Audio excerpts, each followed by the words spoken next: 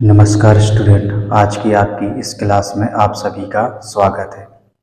अपन ने हैश का नियम है वो अपन ने कंप्लीट कर लिया था और उसके बाद हैश के नियम के जो उपयोग हैं इसमें अपन ने दो उपयोग पढ़ लिए थे कि इसका क्या उपयोग होता है ना। और इसके साथ में इनसे संबंधित जो सवाल है वो भी अपन ने सॉल्व कर लिए थे। इसके बाद तीसरा है इसमें संक्रमण की एंथैल्पी का परिकलन। तो इसमें क्या है, इसमें अपन को ये तीसरा सवाल इस किससे संबंधित है उसको अपन को सॉल्व करना है।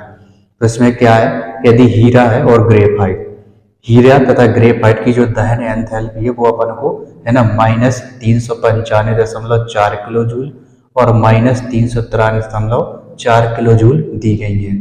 तो इसमें अपन को हीरे से ग्रेफाइट में संक्रमण की एंथैल्पी निकालना है कि जब हीरे से है ना ग्रेफाइट बनेगा तो उसमें कितना ऊष्मा परिवर्तन, कितना ऊष्मा है ना ऊर्जा परिवर्तन होगा वो अपन को इसमें निकालना है। यानी कि इसमें अपन समीकरण लिखेंगे जैसे कि कार्बन है, कार्बन कौन सा है, ये ग्रेफाइट वाला है, कार्बन ग्रेफाइट वाला है। तो इसको जब अपन ऑक्सीजन देंगे, ऑक्सीजन गैस देंगे तो ये क्या हो जाएगा, कार्बन क्या है, कार्बन डाइऑक्साइड में बदल जाता है, CO2 में बदल जाएगा और इसमें जो ऊष्मा परिवर्तन होगा वो होगा -395.4 किलो जूल। इसी प्रकार कार्बन हीरे वाले को, जो हीरा है इसको अपन है ना ऑक्सीजन की उपस्थिति में गर्म करेंगे तो ये क्या बन जाएगा, ये भी CO2 बनाता है। और इसमें जो एंथैल्पी परिवर्तन है या जो एंथैल्पी जो ऊष्मा निकलती है वो होती है -393.4 किलो जूल। ये दो समीकरण हैं। इन दो समीकरणों के उपयोग से अपन को हीरे से ग्रेफाइट में कितनी संक्रमण की एंथैल्पी उपयोग हो रही है वो अपन निकालेंगे। इसको समीकरण दे दें, इसको समीकरण नंबर 1 दे दें और इसको समीकरण नंबर 2 लिख दें। इसको समीकरण 1 और दूसरे को समीकरण 2। तो संक्रमण निम्न प्रकार होता है। इसमें जो संक्रमण है, संक्रमण कहने का मतलब है ग्रेफाइट से हीरा कैसे बदला, तो संक्रमण इसमें निम्न प्रकार होता है। इसमें जो संक्रमण है वो निम्न प्रकार से है, यानी कि जो कार्बन ग्रेफाइट वाला कार्बन है ये क्या बन जाएगा, ये बन जाता है हीरा में। और इसमें जो डेल्टा H परिवर्तन होता है, इसमें जो डेल्टा H परिवर्तन होगा वो अपन को निकालना है। यानी कि ये अपन को ज्ञात करना है कि इसमें कितना डेल्टा परिवर्तन होगा। अब इसमें करना क्या है, इसमें अपन को जो समीकरण 2 है इसका पक्ष बदल करके, मतलब इसको अपन को रिवर्स करना है। ये जो समीकरण है इसको अपन को रिवर्स करना है और पहले वाले समीकरण में इसको जोड़ देना है। तो यहाँ पे जो प्लस में मान है, ये जो सॉरी माइनस में मान है, ये क्या हो जाता है, प्लस में हो जाता है। तो इसमें क्या करना है अपन को, उपरोक्त समीकरण यानी कि इस समीकरण को प्राप्त करने के लिए, ये समीकरण अपन को प्राप्त करना है तो इसके लिए अपन क्या करेंगे, इसमें करेंगे अपन समीकरण 2, जो समीकरण 2 है का पक्ष बदलकर, समीकरण 2 का पक्ष बदलकर, पक्ष बदलकर समीकरण 1 में जोड़ने पर, समीकरण 1 में जोड़ने पर, समीकरण 1 में जोड़ने पर इसको अपन समीकरण 1 में जोड़ देंगे। तो देखो, लिखो यहाँ पे ग्रेफाइट प्लस में O2 gas is equal to CO2। CO2 कौन सी है, गैस में बन रही है ना, जो CO2 है वो क्या है, गैस है। तो इसमें भी लिख दो गैस और यहाँ पे भी गैस लिखना है, ये गैस में है। और इसमें जो डेल्टा H परिवर्तन है वो होता है 395.4 किलो जूल। इस समीकरण को क्या है, पलट के लिखना है। ये जो दूसरा समीकरण है इसको अपन पलट कर लिखेंगे। तो यहाँ पे लिखेंगे अपन CO2 gas is equal to, लिखना है C हीरा और प्लस में O2 गैस और इसमें जो डेल्टा H परिवर्तन है, डेल्टा H परिवर्तन जो यहाँ पे माइनस में, इसको अपन को प्लस में कर देना है। प्लस में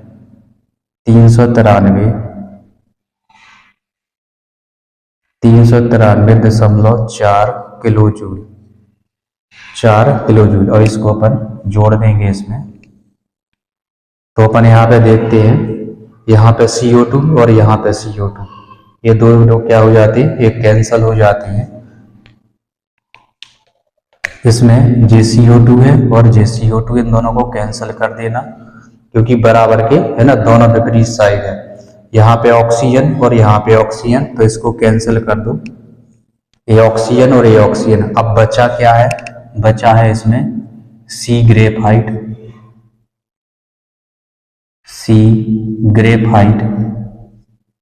और इसका क्या बचा है, यहाँ पे इस साइड बचा है C हीरा, यहाँ पे बचा है C हीरा। तो इसमें जो डेल्टा H परिवर्तन, इसको अपन है ना, माइनस की संख्या बड़ी है और एक प्लस की संख्या क्या है, छोटी है, तो इसको इसमें अपन घटा देंगे। इसको घटा देंगे तो ये आ रहा है 2.0 किलो जूल, 2.2 किलो जूल। तो इसका जो मान आ रहा है, ठीक है ना, ग्रेफाइट से हीरे में जो संक्रमण की जो एंथैल्पी है वो 2 किलो जूल आ रही है। कितनी आ रही है, 2 किलो जूल आ रही है। अतः हीरे से ग्रेफाइट में संक्रमण की जो एंथैल्पी है और माइनस का मान बड़ा है, तो यहाँ पे माइनस में आएगा, इसमें -2.0 किलो जूल। तो इस तरीके से अपन ने, ये तीसरा है संक्रमण की एंथैल्पी का परिकलन किस प्रकार से करना है, वो अपन ने यहाँ पे देख लिया। इसके बाद चौथा है मानक मोलर दहन ऊष्मा का परिकलन। तो अब इसका अपन उपयोग देखेंगे उदाहरण के तौर पे या सवाल के माध्यम से। इसको मैं इरेज किए दे रहा हूं। इसके बाद अपन चौथा सवाल है मानक मोलर दहन ऊष्मा का परिकलन। तो इससे संबंधित एक सवाल है, C2H6 CO2 और H2O की मानक मोलर जो संवहन ऊष्माएं हैं वो अपन को यहाँ पे दी गई हैं, क्रमशः -21.1, -94.1 और -68.3 किलो कैलोरी दी गई है। तो इनसे अपन को C2H6 की मानक मोलर है ना दहन ऊष्मा की गणना करना है इनकी सहायता से। तो यहाँ पे अपन हल लिखेंगे। सबसे पहले क्या करना है, इनके समीकरण लिख लेना है अपन को कि बना कैसे है। तो जो बना है ये 2C और प्लस में 6 है, तो यहाँ पे देखो 3H2, ठीक है ना, 3H2 इज इक्वल टू, ये बन गया इसमें C2H6। इसका जो डेल्टा H परिवर्तन है वो यहाँ पे दिया गया -21.1 किलो कैलोरी। इसी प्रकार CO2 का देखेंगे अपन, तो यहाँ पे C और प्लस में क्या है O2, तो ये क्या बन जाता है, ये CO2 बन जाता है, गैस है ये CO2 बन जाता है। तो ये मेंटेन करने के लिए नहीं करना अपन को, क्या है इसमें लिखो डेल्टा H का जो मान है -94.1 किलो कैलोरी, 1 किलो कैलोरी। इसी प्रकार H2O देखना है, तो यहाँ पे H2 और प्लस में 1/2 O2, तो ये बन जाता है H2O। डेल्टा H जो परिवर्तन है वो होता है इसका -68.3 किलो कैलोरी, 3 किलो कैलोरी। ये समीकरण इसके बन गए कि कैसे बने हैं और कितनी इसमें ऊष्मा यानी डेल्टा एच परिवर्तन हुआ है। अपन को जो समीकरण प्राप्त करना है, अपन को जो समीकरण प्राप्त करना है, या मान के चलिए इसमें जो पूछा गया है वो अपन देखते हैं इसमें। तो जो हमें समीकरण है वो हमें प्राप्त करना है। समीकरण जो हमें प्राप्त करना है, हमें प्राप्त करना है, तो इन समीकरणों के उपयोग से हमें समीकरण प्राप्त करना है। कौन सा? ये करना है C2H6, C2H6 और प्लस में O2, O2 रहेगा और यहाँ पे बनेगा CO2 और प्लस में H2O। ये अपन को प्राप्त करना है। तो इसमें कितना डेल्टा एच परिवर्तन होता है वो अपन को इसमें निकालना है। इसमें कितना डेल्टा एच परिवर्तन होता है वो इसमें अपन को निकालना है। इसको बैलेंस कर दो। 6 हाइड्रोजन, यहाँ पे कितने हैं? 2 है, तो यहाँ पे 3 कर दो। ठीक है, तो हाइड्रोजन बैलेंस हो गए। ऑक्सीजन कितने हैं इसमें? यहाँ पे 2 है, और यहाँ पे 2 और 3 5 है। यहाँ पे कार्बन को यहाँ पे 2 है, 2 कार्बन कर दो। यहाँ पे 2 कार्बन, यहाँ पे 2 कार्बन, यहाँ पे ऑक्सीजन बस बैलेंस करना है क्योंकि यहाँ पे 2 है, यहाँ पे 2 2 नहीं 4 और 3 यहाँ पे 7 है, तो यहाँ पे कर दो 7/2, 7/2 कर देंगे तो ये अपन का ऑक्सीजन भी क्या है, ये बैलेंस हो जाता है। तो ये अपन को ये वाला जो समीकरण है ये अपन को इन समीकरणों की मदद से प्राप्त करना है। तो देखो इसको कैसे प्राप्त करेंगे। इन सभी को समीकरणों के नाम दे दो। ये पहला समीकरण है, समीकरण 1 है, ये समीकरण 2 है और ये समीकरण 3 है। तो इसमें करना क्या है अपन को? इसमें समीकरण 1 का पक्ष बदलकर, इसमें अपन को समीकरण 1 का इसका पक्ष बदलना है और इन दोनों में क्या है, इसको जोड़ देना है। तो समीकरण 1 का पक्ष बदलकर, समीकरण 1 का पक्ष बदलकर समीकरण 2 और 3 में, ठीक है ना, जोड़ने पर 2 और 3 को क्रमशः 2 गुणा करके सबको जोड़ने पर, देखिए इसमें करना क्या है, इसमें काफी सारी चीजें करनी है अपन को। तो सबसे पहले तो अपन को इसमें समीकरण 1 का पक्ष बदलना है। तो यहाँ पे लिखो समीकरण 1 का पक्ष बदलकर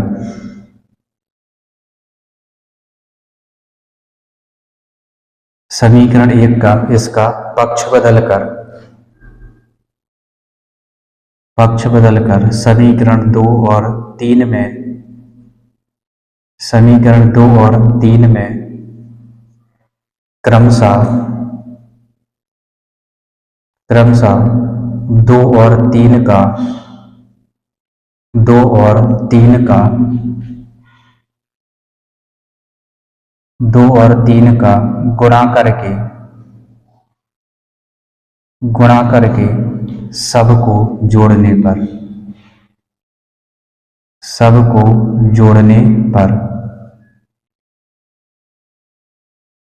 सबको जोड़ने पर, कहने का मतलब इसमें क्या है, पहले समीकरण का तो अपन को पक्ष बदलना है, इसके बाद दूसरा और तीसरा समीकरण है, इसमें पूरे समीकरण को 2 से गुणा करना है और इसमें इस समीकरण को पूरे को, है ना, अपन को 3 से गुणा करना है।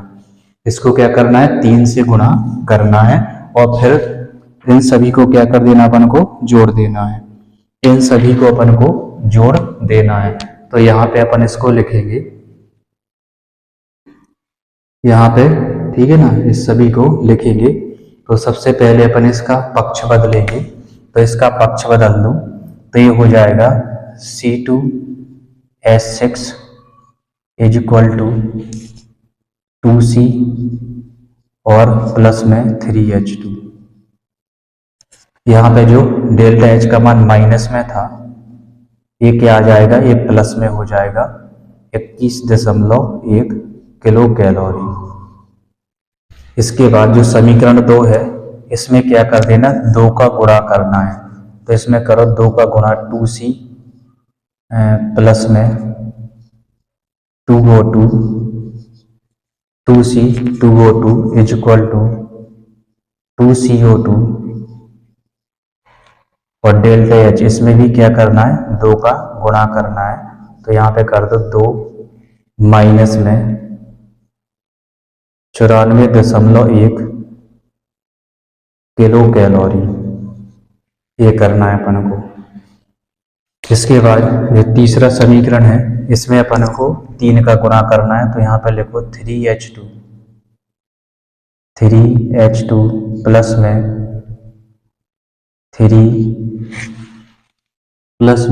3 यहाँ पे 1 है तो 3 कर दो, 3/2 कर दो O2, 3/2 O2 is equal to 3H2O और डेल्टा एच परिवर्तन है, इसमें भी 3 का गुणा करना है। तो 3 का गुणा माइनस में 68.3 किलो कैलोरी। इन सभी को क्या कर देना है, जोड़ देना है। अब इन सभी को क्या है, अपन को जोड़ना है। इन सभी तीनों समीकरणों को क्या कर देंगे, अपन जोड़ देंगे। इन तीनों समीकरणों को अपन को जोड़ना है। इसको अपन जोड़ेंगे तो जोड़ने पर अपन देखते हैं 3H2 और यहाँ पे क्या है 3H2, एरो के अगल है ना विपरीत है तो ये कट जाएंगे।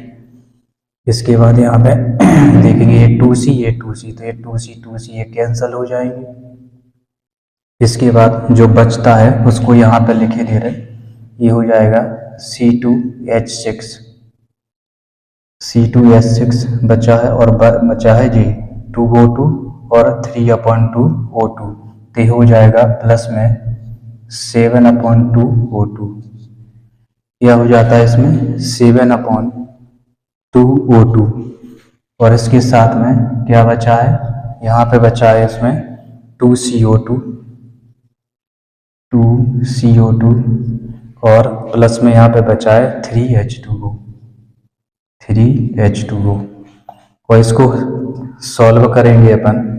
इसको सॉल्व करेंगे तो ये आ जाता है अपना 2 एकम 2.8 और 9 दूनी 18, 188 माइनस 188.2 आ जाता है। इसको अपन करेंगे 3 तिरका 9.8×3 = 24, 4 हासिल 2, 6 × 18, 19, 20, तो ये 204 माइनस में 204 आ जाता है। यानी कि इसका इसमें गुणा करना है और इन सभी को क्या कर देना है, अपन को जोड़ देना है।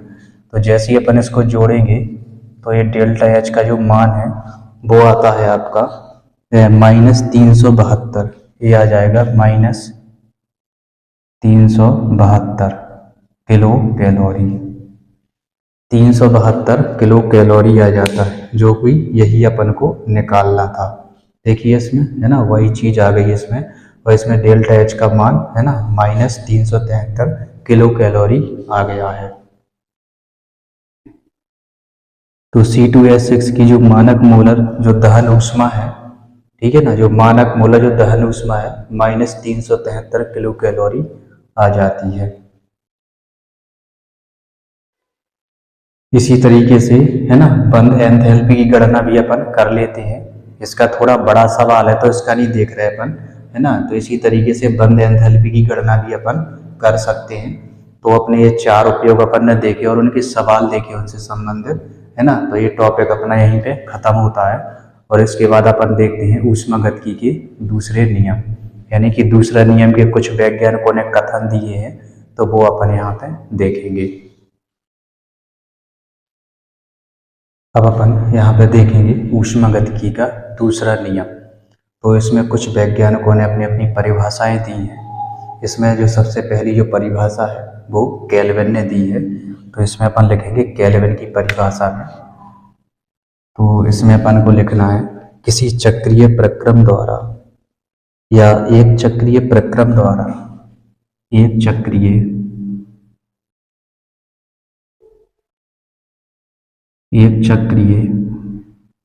प्रक्रिया द्वारा ऊष्मा भंडार से एक चक्रीय प्रक्रिया द्वारा ऊष्मा भंडार से ऊष्मा स्थानांतरित ऊष्मा भंडार से ऊष्मा स्थानांतरित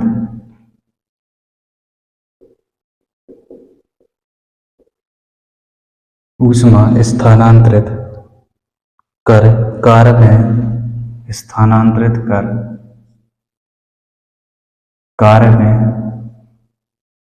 कार्य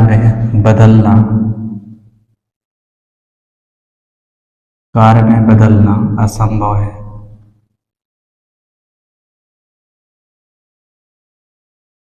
एक चक्रीय प्रक्रिया द्वारा ऊष्मा भंडार से ऊष्मा स्थानांतरित कर कार्य में बदलना असंभव है जब तक कि गर्म से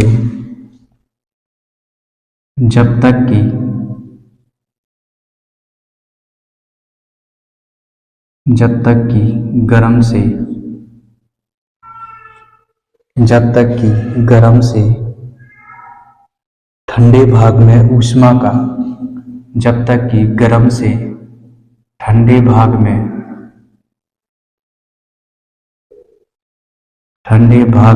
ऊष्मा का ठंडे भाग में ऊष्मा का स्थानांतरण ना हो ऊष्मा का स्थानांतरण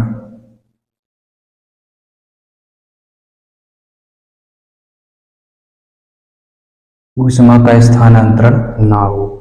एक केल्विन की परिभाषा है, एक चक्रीय प्रक्रम है। इसका मतलब है कि कोई यदि प्रक्रम है, कोई प्रक्रिया हो रही है जो कि क्या है, चक्रीय प्रक्रम में है, तो उसमें क्या होता है, जो ऊष्मा भंडार है, मतलब ऊष्मा देने वाली कोई है ना मशीन है, ठीक है ना, तो ऊष्मा का जो स्थानांतरण है वो कार्य में है ना तब तक नहीं बदल सकता है ना जब तक कि वह क्या है, गर्म से ठंडे भाग में ऊष्मा का स्थानांतरण ना हो। क्या है, जो ऊष्मा का स्थानांतरण है वो गर्म से ठंडे की ओर होता है। कभी भी ऐसा नहीं होता है कि ठंडे से गर्म में ऊष्मा का स्थानांतरण हो जाए जब तक कि उस पर कोई बाह्य कार्य ना करे। यदि बाहरी अपन ने है ना उसमें लगा दिया, ठीक है ना, बाहरी ऊष्मा लगा दी तब तो ऐसा हो सकता है, लेकिन अपने आप ऐसा नहीं होता है कि ठंडे है ना भाग में गर्म भाग से ऊष्मा चली जाए, ठीक है ना। तो बिना किसी बाहरी बल के ऐसा करना संभव नहीं है। इसके बाद जो दूसरी परिभाषा है वो है क्लॉसियस की परिभाषा। इसके बाद दूसरी है क्लॉसियस की परिभाषा। क्लॉसियस की परिभाषा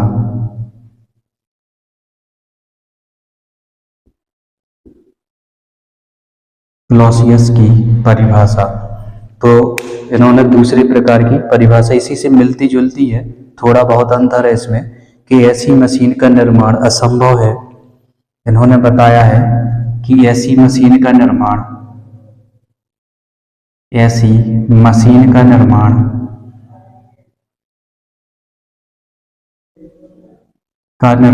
असंभव है।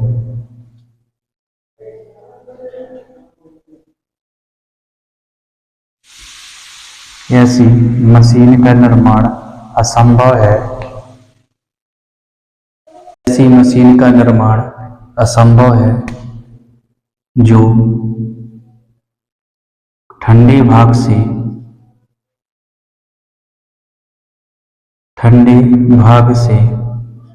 ऊष्मा का स्थानांतरण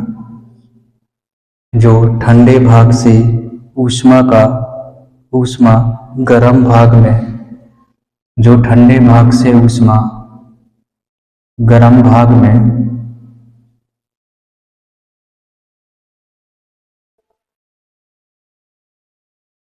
गर्म भाग में जो ठंडे भाग से गर्म भाग में स्थानांतरित कर सके, जो ठंडे भाग से ऊष्मा गर्म भाग में स्थानांतरित कर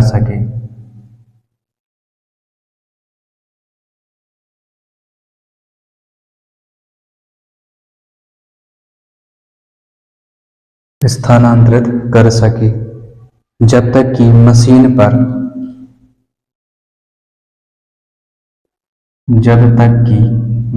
पर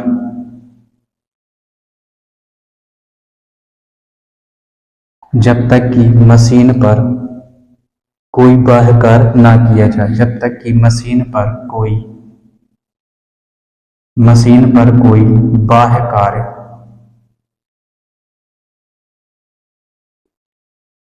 कार्य ना किया जाए, बाह्य कार्य ना किया जाए, तो ऐसी कोई मशीन है ना बनाना संभव नहीं है या असंभव है जिसमें क्या है जो ऊष्मा है वो ठंडे भाग से गर्म भाग में चली जाए। ठीक है ना। और यदि कोई उसमें बाहरी बल लगा दिया जाए या बाहर से कार्य कर दिया जाए तब ऐसा संभव है, लेकिन बिना किसी बाहरी भाग के ऐसा करना क्या है, संभव नहीं है। इसके बाद है केल्विन प्लांक की परिभाषा। तो इसमें अपन लिखेंगे ऐसा ऊष्मा यंत्र बनाना असंभव है,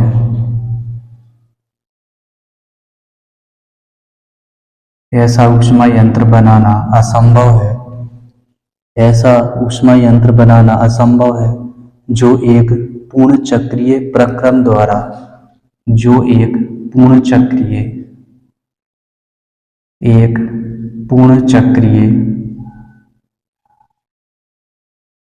प्रक्रम द्वारा, जो एक पूर्ण चक्रीय प्रक्रम द्वारा एक भाग से ऊष्मा लेकर, एक भाग से ऊष्मा लेकर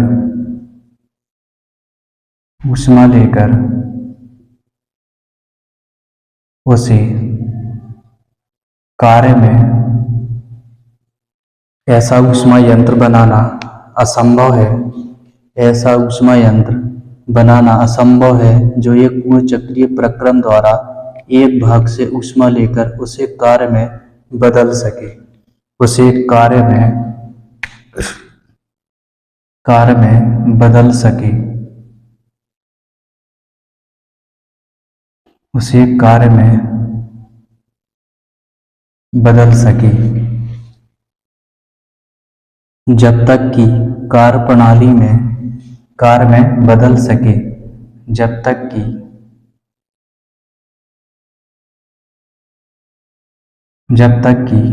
कार्य प्रणाली में, जब तक कि कार्य प्रणाली में कोई परिवर्तन ना हो, कार्य प्रणाली में कोई परिवर्तन ना हो, कोई परिवर्तन ना हो। तो इस तरीके से है ना वैज्ञानिकों द्वारा ये 3 परिभाषाएं दी गई थी, है ना, ऊष्मागतिकी के द्वितीय नियम की। तो वो इसको यहाँ पे मेंटेनेंस कर दिया। और भी परिभाषाएं हैं लेकिन सभी का सार यही है, सभी परिभाषाएं यही कहती है कि बिना किसी बाहरी कार्य के अपन ऊष्मा का, है ना, जो मान के चलिए स्थानांतरण है वो अपन नहीं कर सकते। सीधी दिशा में तो कर सकते लेकिन अपन को उल्टी दिशा में करना है तो अपन को एक किसी बाह्य कार्य या किसी बाह्य, है ना, मशीन की अपन को जरूरत पड़ेगी। तो इस तरीके से ये द्वितीय नियम, है ना, की जो परिभाषाएं वो हो जाती हैं। इससे संबंधित और भी, है ना, चीजें जैसे एंट्रोपी वगैरह है वो भी क्या है ना, तो वो भी अपन पढ़ेंगे। तो इसके बाद इन परिभाषाओं के बाद एक नया टॉपिक आएगा आपका एंट्रोपी का, जिसमें आपको स्पॉन्टेनियस और नॉन स्पॉन्टेनियस यानी कि स्वतः प्रवर्तित, है ना, वाली जो प्रक्रम है वो भी अपन को इसमें पढ़ने को मिलेंगे। एंथैल्पी परिवर्तन है, इसमें भी अपन स्वतः प्रवर्तिता, ठीक है ना, ये सब चीजें देखेंगे। और इसी में आप, है ना, अनुत्क्रमणीय और उत्क्रमणीय परिवर्तन भी अपन देखेंगे। तो आज तक की जो क्लास है वो यहीं पे समाप्त होती है, ठीक है ना। इसी तरीके से हंसते रहिए, खेलते रहिए, मुस्कुराते रहिए और पढ़ते रहिए। वीडियो अच्छा लगे तो अपने दोस्तों के साथ जरूर शेयर कीजिए। नमस्कार।